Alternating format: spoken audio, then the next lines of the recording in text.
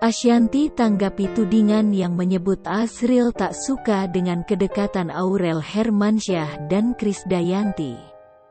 Minta agar tak dibesar-besarkan. Hubungan Krisdayanti dan Aurel Hermansyah kini semakin harmonis. Keduanya bahkan berkolaborasi dalam sebuah proyek nyanyi bersama. Namun, isu tak sedap masih saja menghampiri hubungan ibu dan anak itu. Ada gosip yang menyebut bahwa Asriel Hermansyah tak suka jika sang kakak dekat kembali dengan ibu kandungnya, Krisdayanti. Hal itu bermula saat Asriel mengunggah sebuah foto lawas di akun Instagram pribadinya.